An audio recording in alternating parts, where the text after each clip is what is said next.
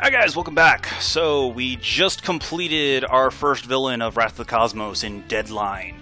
Now, we have our second villain, Infinitor, the older brother of Captain Cosmic. So let's go ahead and bring him on. And he has a variant available. The exact unlock method has not been discovered yet. I might actually unlock him today, I might not.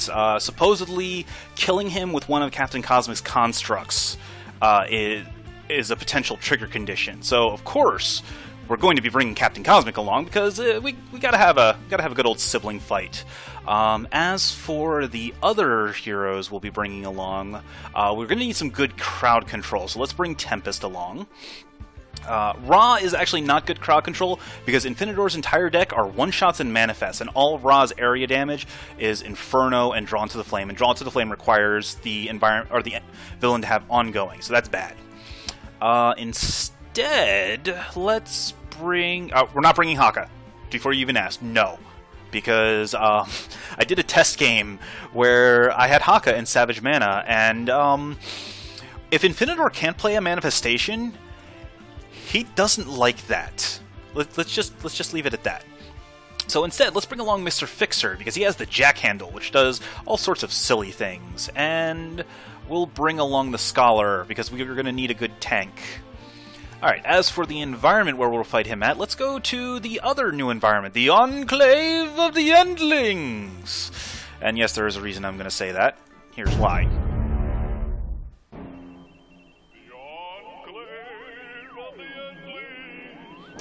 Yes, that's actually part of the background music.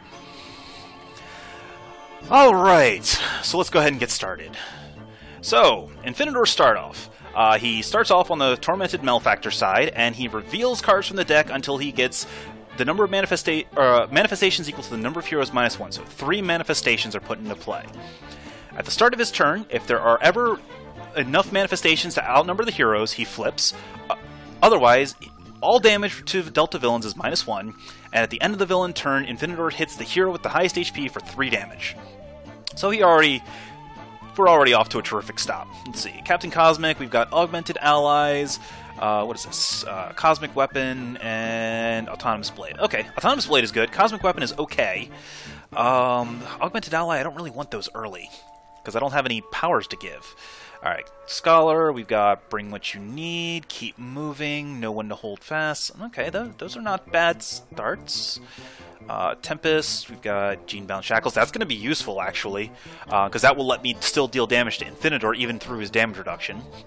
Shielding Winds, not as important. He does a lot of small packets of damage, like 1s and 2s. He's got a couple guys that deal big damage equal to the number of heroes, but since there's only 4 heroes, the most he'll ever deal is 4. Then we've got another Shielding Winds, great. And Vicious Cyclone. That's actually another good card to put on Infinitor, because then Tempest can pitch these extra cards and deal a whole bunch of damage. And then Fixer, we've got Dual Crowbars, okay. That's useful. Grease Gun, that's actually really useful, because that will keep us alive. Harmony, okay, and Salvage Yard. Alright, well, not terrible, not terrible. Alright, let's go ahead and get started. What do we have? The Ocular Swarm. So when this guy or any manifestation is destroyed, he flips the top card of his deck. If it's a manifestation, it goes into play. Otherwise, it hits everything for 1. This guy hits the 2 highest for 3 fire. Another Ocular Swarm, great. And our last one is a Crushing Cage. This is the worst card in his deck. Well, the nastiest. So what it does is it says, you put it in front of the hero with the most cards in hand. That player cannot play cards, period. And at the start of that hero's turn, this card deals the hero and itself 1 psychic and 1 energy damage. Now, since it only deals packets of 1 damage, Infinitor will prevent the Crushing Cage from killing itself until he flips. The problem is, we want to get rid of the Crushing Cage in order so that he can, or so that whoever we put it on can actually play cards. However, it actually is not a terrible idea to put it on Cosmic, simply because Cosmic's base power lets him put the top card of his deck into play, bypassing the Crushing Cage restriction. So we'll go ahead and give it to him. Alright, so then everybody is going to take some damage.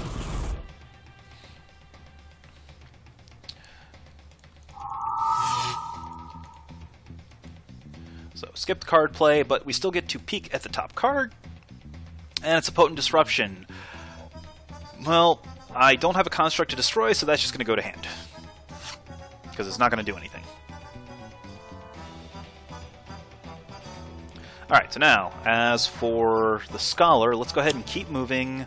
So the question is, do I want to tank or do I want to start dealing damage? I think I want to tank for now, so let's go Flesh to Iron.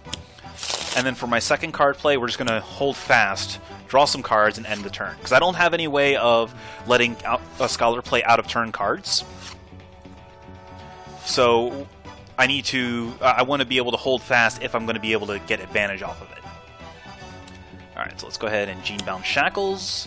And this will let him Squall to deal 2 damage to Infinitor and none to his manifestations, which is fine, because we need the manifestations in play for Infinitor to flip, so that we can actually start dealing damage. Now, let's go ahead and throw out the dual crowbars. So now we can go hit one target for 1 damage, because it gets +1 from the crowbars and -1 from Infinitor, so we're going to hit the Crushing Cage for 1. And then this will let us hit Infinitor for another 1, because it only deals the total amount of damage. I need a style for Fixer, like, really quick. Alright, so now we have the last Nordid, Erdid. At the end of the environment turn, what does this do? This card deals the non-environment target with the second highest HP, 2 melee, and 2 fire. So who is Scholar or Tempest? Tempest, because I want Scholar to be the highest. Alright, so now that we've got 4, Infinitor flips into his straitjacket. And here we go. So, Crazed Artifice, he flips a whole bunch of dudes which come into play. Crushing Cage is destroyed. Oh, great. And another Crushing Cage comes out. This time it's going to the Scholar because he is...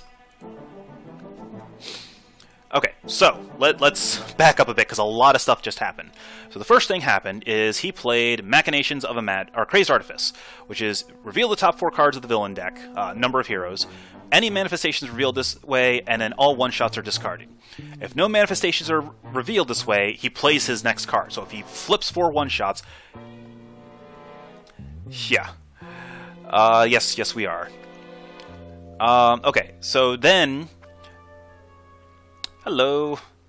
Alright, so then after...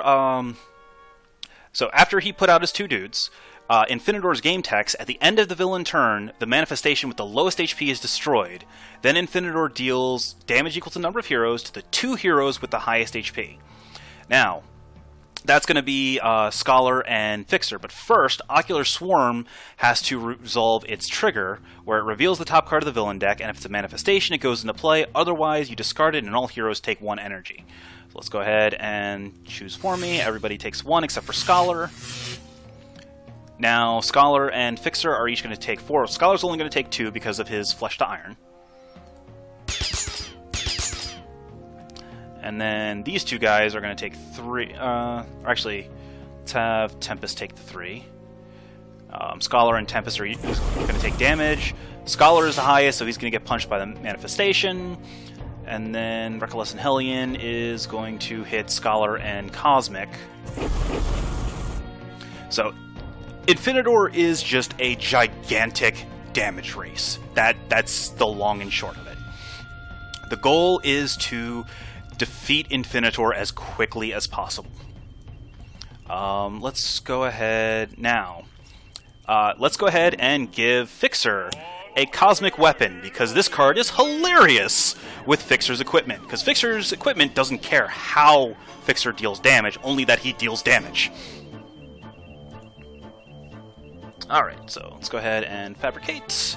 Destructive Response. Oh, we want that in play, because now whenever his constructs are destroyed, Cosmic gets to deal 3 packets of 1 damage. Alright, so now I need to keep this in play. Let's go ahead and pitch a Solid to Liquid. Cage is going to hit itself. I really wish Scholar had a card play, because no one, or Get Out of the Way would gain him so much life right now. So would Grace Under Fire would deal so much damage.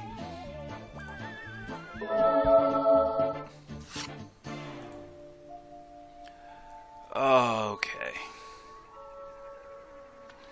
Alright, so now, let's go ahead and throw a Vicious Cyclone onto Infinitor. At the start of Tempest's next turn, he's going to be dealing a crap ton of damage. But first, let's go ahead and Squall and just deal damage to everything.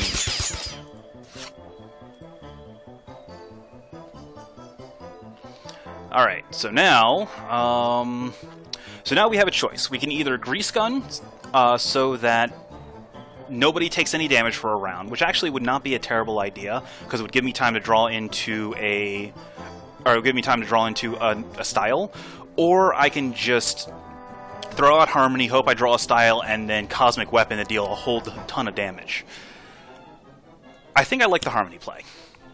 So let's go ahead and deal one target 3 energy damage, so let's hit this Ocular Swarm. We're doing alright. Just fighting Infinitor and hoping that... Alright, Crazed Artifice, all the heroes are going to take some damage, which is fine. And another Crushing Cage comes out. That's bothersome. Alright, but that's okay. I need to get rid of both Ocular Swarms first, because otherwise he's just going to be playing cards forever. And another Twisted Miscreation comes out. Okay. Fun. Infinitor is not going to flip back until he is until he's completely out of manifestations in play. Alright, so Urdu's going to attack Scholar, which is good. Okay, let's... Whispers of Oblivion hits everything for 1 Psychic. And at the start of the turn... Okay, hold on just a sec. So, what does this do? Infinitor deals each target 1 psychic damage. If at least one target is destroyed this way, restore all manifestations to their maximum HP. And then we play the next card of the villain deck. Because of course we do! Okay. And then... Blagoo just disappeared on me. Let's see. We have Cosmic Weapon at 3. Where did Blagoo go? Oh no. No, you did not. Oh, so the Crushing Cage at 1 health has Blagoo next to it. The last Afan. At the end of the environment turn, move this card next to the non-environment target other than the target it's already next to with the lowest HP. Any damage that would be dealt to the target next to this card goes to Blagoo instead. This is both good and bad. So it's good because it means that Machinations of a Madman is not going to kill the Crushing Cage. So it's not going to restore the health of all of the manifestations. It's bad because we can't kill that Crushing Cage until we get rid of Blagoo.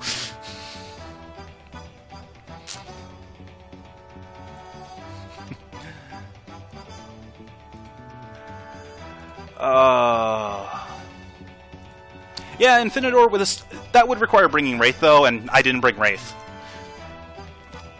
Alright, so anyway, let's just... It doesn't matter the order we deal damage in, because it's all going to the same place anyway. So... Damage, damage, damage, damage. And we have a Lambent Reaper. This thing is annoying. It attacks the hero with the lowest health, which means it's going to go after the constructs. Alright, so first target, it doesn't matter, order of damage. Oh man.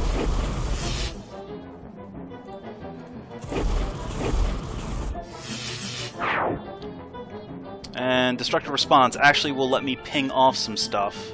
So that's good. Let's go... What do I want to hit? Well, we'll hit this guy, because this guy... The Twisted Miscreations have effects that say all damage over...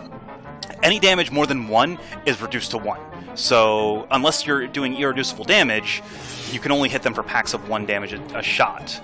So let's go ahead and hit these guys, and then the Lambent Reaper needs to go away. Well, actually, let's get rid of this Crushing Cage. So make this Crushing Cage kill itself, so that so that Scholar will be able to start doing things soon-ish. Okay, so Lagoo's just kind of floating off in the middle of nowhere. Let's get out a autonomous blade on Fixer. And we will peek.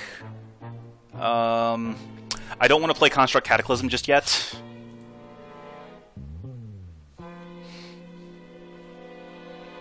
Alright, now let's get rid of this know when to hold fast. So that guy goes away, and now Scholar can actually play cards again. So let's get out of the way! Deal 1 damage to a whole bunch of stuff. And gain a whole bunch of health. And gain another health. Would have been really good if I had Mortal Form to Energy in play, but I don't want to risk another Crushing Cage coming out. Because Infinitor has 3 of them. Alright, let's get rid of that. That, and that. Deal 9 damage to Infinitor, and then... let's see... How many manifestations does he have out right now? He only had... Okay, so here's what we're going to do. We're going to, into the Stratosphere, put this guy on top of Infinitor's deck so that he'll play it next turn, and he'll only get 1 card play for the turn. And then we're going to Squall.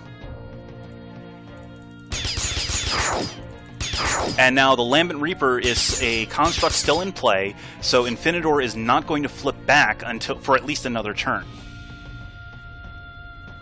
And then, let's go ahead and get out... Oh man, Alternating Tiger Claw? Even better. Fixer's damage is irreducible now. So let's go ahead and punch... Lagoo.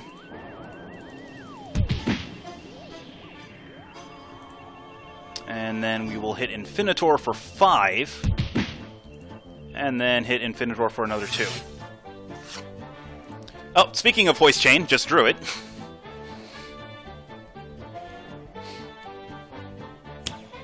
Oh, and the last Satellan. This card hits the target with the 2nd highest HP for 2 damage. Which is himself, because he's a dumbass. He's a big dumb planet.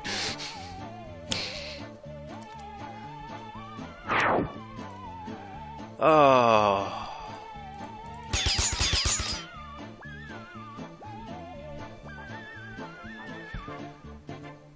Oh man. Okay. Well, actually, so Infinitor's variant is available at the moment. I just need to unlock it.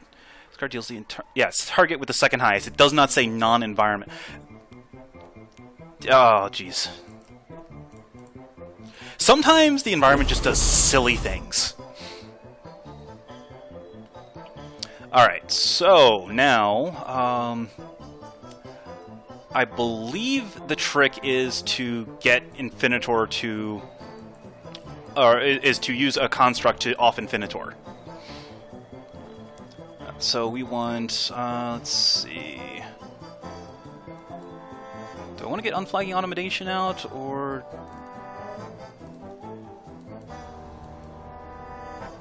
What constructs do I have in play right now? I have... There's only 1 construct in play. I don't want to blow it up. So instead, let's throw out...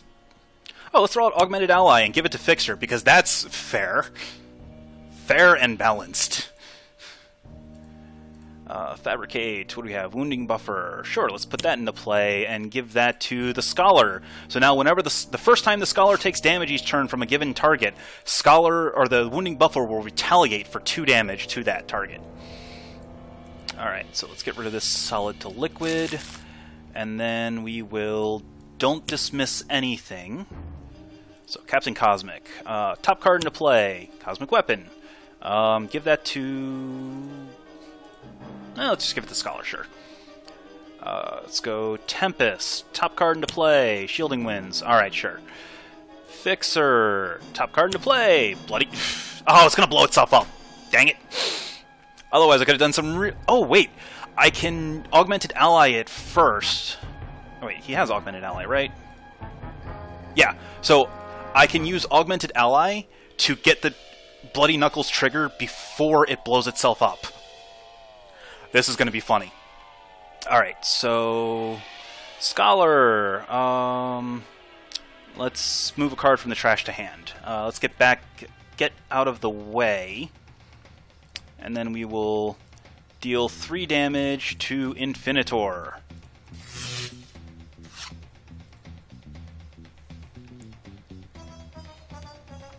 Sure, let's just pitch this. Deal 3 damage to Infinitor.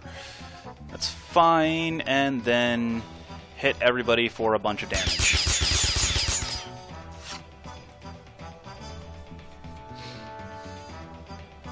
Alright, so let's pitch the Grease Gun. And... oh, that's right, his energy conduit, our energy weapon got blown up. That's unfortunate. But that's okay, because we're going to deal... let's get rid of Erdid. And dual crowbars will trigger first, and whack Infinitor for 9.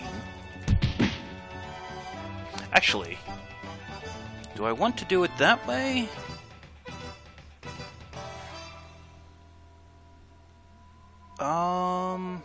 Yeah, we'll do it that way. I could have hit Infinitor for an extra, like, 4 damage if I had Fixer hit himself. Alright, I'll throw out the Hoist Chain. Unfortunately, I already used Strike, so I can't use any of his powers.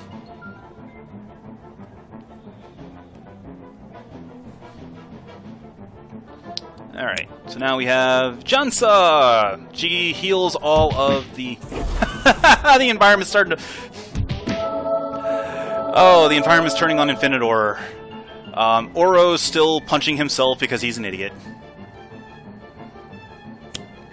Alright, there's the Lambent Reaper, who is...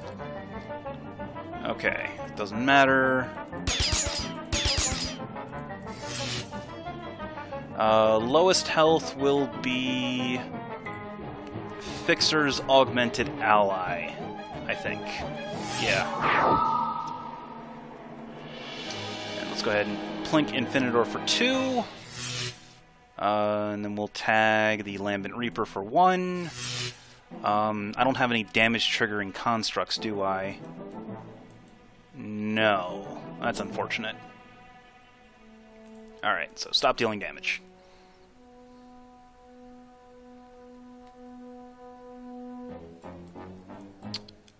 Okay. So now... let's put an Autonomous Blade into play on Cosmic.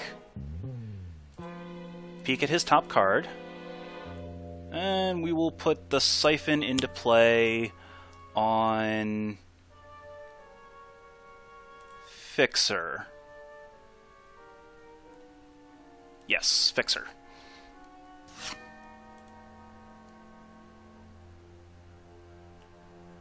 Okay, so we need to get rid of stuff. Let's get rid of Alchemical Redirection.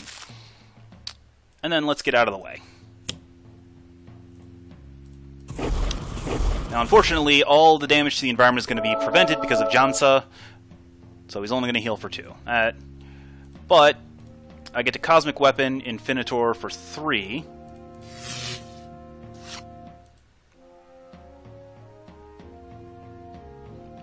Alright. He doesn't have... no, we're not going to do that. I don't actually... well, actually, Infinitor's not the... oh, that's funny. If I activate Tempest's ability, it's going to actually end the game. I'm just going to play the Grievous Hailstorm, though, and I'm actually going to not do anything with Tempest, because I want to see if killing Infinitor with a Construct attack is actually what triggers the victory. So we'll actually put dual crowbars back out. Alright, so Strike. Let's hit the Lambent Reaper for 3. And the Autonomous Blade will trigger and finish off Infinitor. Boom! Got it!